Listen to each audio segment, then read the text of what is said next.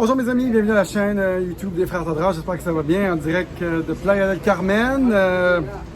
Moi qui est ici depuis 3 semaines, mon deuxième confinement. Escape from Alcatraz. Je me suis échappé à temps. À partir de samedi, vos restos, vos bars, vos centres d'achat, vos gyms, vos cinémas fermés et votre couvre-feu retourne à 20h. Dans cette capsule, on parle du hold-up citoyen sous otage. Restez avec moi, on revient tout de suite.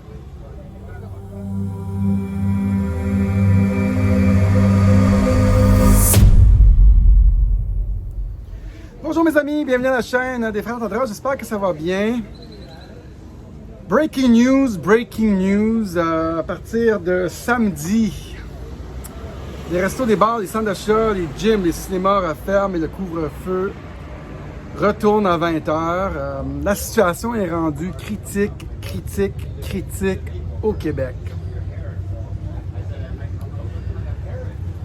Cette capsule, ça s'appelle Citoyen sous otage, hold up. Je pense qu'il faut se poser la question. Vous me regardez ici vivre.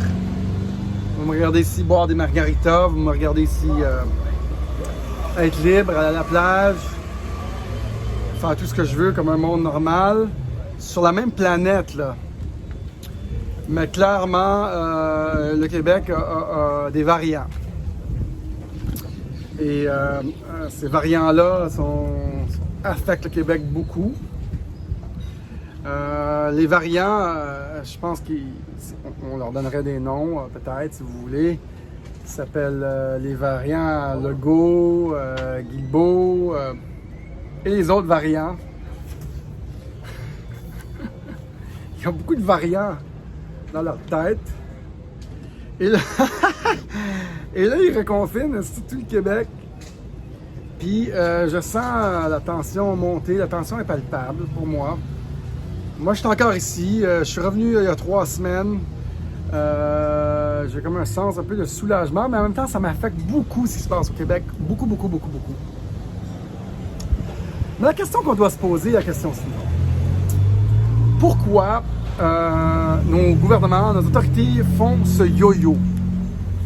Va et vient, nouvelles, breaking news, nouvelles TVA, les variants, quand d'autres places sur la planète sont libres de cette attaque virale.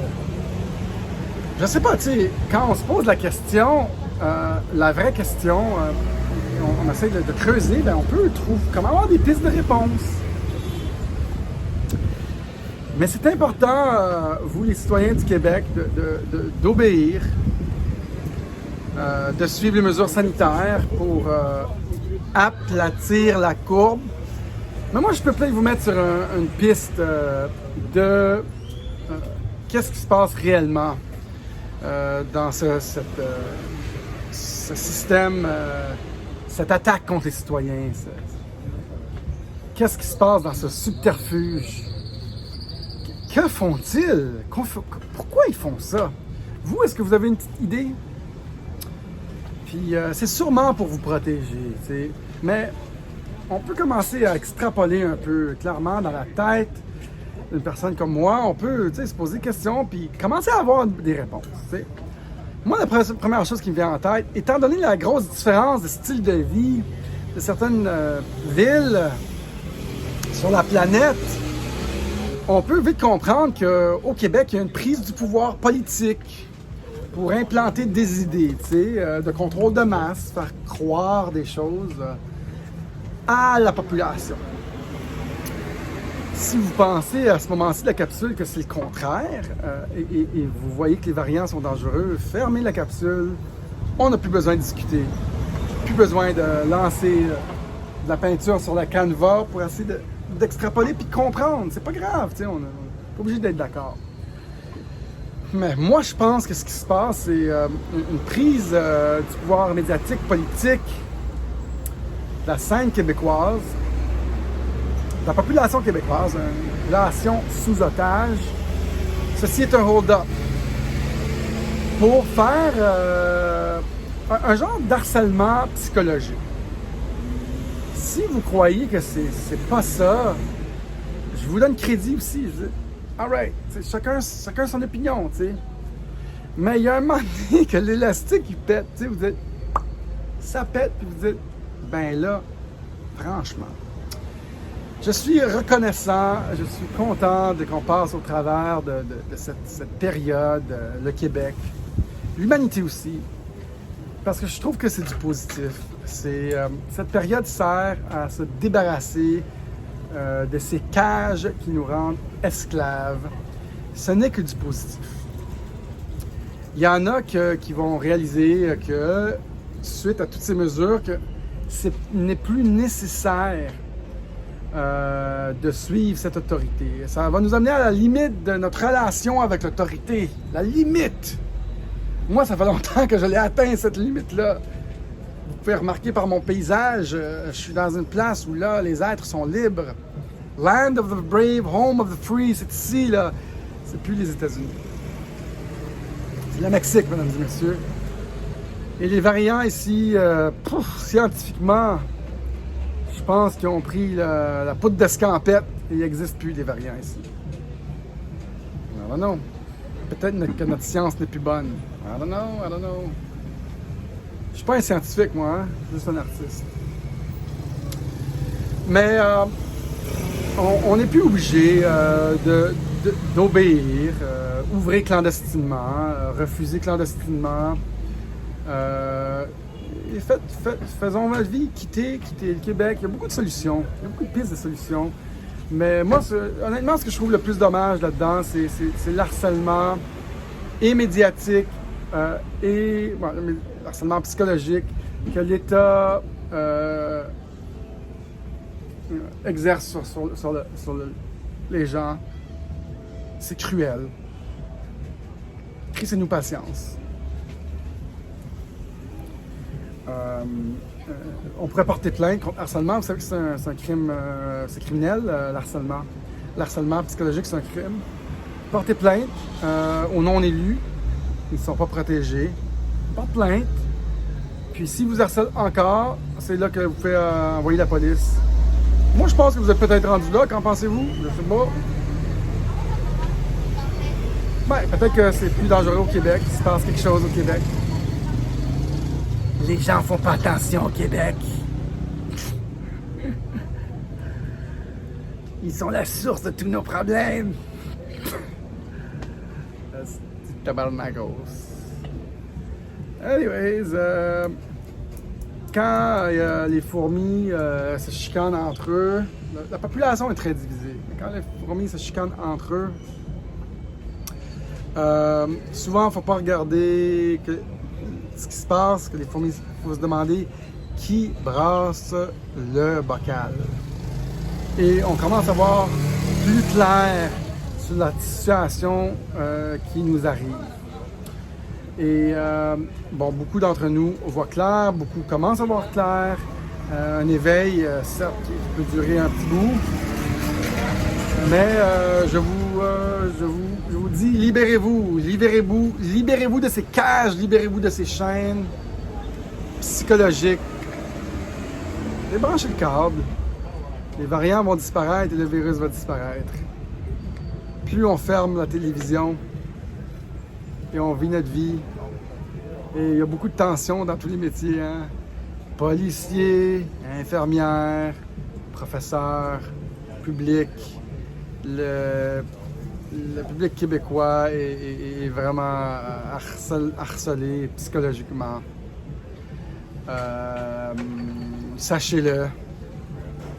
Vivez dans la joie.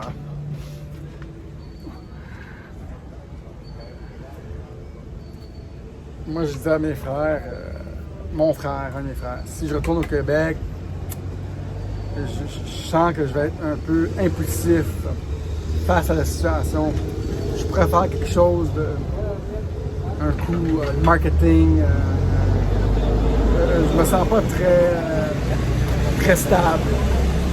Parce que je suis comme vraiment au bout, là. Arrêtez de rire de nous, cher État, s'il vous plaît, arrêtez. Les variants, nous affecte tous. Très dangereux pour le cerveau, les variants. Ah, monsieur, c'était ma capsule citoyen sous otage, hold up. On va le voir comme du positif. Je suis reconnaissant, je suis dans la gratitude de la situation qui nous arrive. On va tous passer au travers. Ils vont nous crisser patience un jour. Même si ça nous agresse, moi, je pense que ça m'agresse plus que certaines personnes au Québec. C'est de l'injustice pour moi, mais puis c'est un harcèlement clair et net. Portez plainte à la police. En tout cas, vous écoutez Daniel Talros, mesdames et messieurs, vous savez quoi faire. Mettez like, subscribe, mettez un petit commentaire pour faire exploser l'algorithme de YouTube. Ici, on est une chaîne où on fait des capsules journalières. On regarde la société de façon spirituelle, souvent de façon technologique, et on essaye de créer le nouveau monde via nos observations. On essaye, je dis bien essayer. C'est pas pour tout le monde les sujets dont on parle et la perspective qu'on aborde, mais au moins on essaye, on se pose des questions fondamentales sur le fonctionnement de nos sociétés, le fonctionnement de nos systèmes. Ouais, c'est ça. On est rendu là. Il y en a qui sont posés des vraies bonnes questions et creusent vraiment, mais c'est difficile de faire ça. La plupart des gens à qui on discute de cette façon-là ont un peu de misère à aller là et dire c'est trop négatif. Certes, pour moi, c'est juste une façon de regarder et de continuer à améliorer. Je me pose toujours les questions, surtout, et on essaie de comprendre, moi et Eric et d'autres, le fond de ce qui arrive, les vraies questions de fond sur la société. Et non, nous n'arrêterons pas de parler. Non, nous ne changerons pas notre chemise de bord s'il y a des gens qui ne sont pas d'accord ou parce qu'il y a un consentement de masse sur X, Y, Z, sur les mesures sanitaires, sur quoi faire. On ne changera pas notre chemise de bord. On n'est pas ici pour ça. Nous, on est ici pour discuter librement, offrir des pistes de réflexion.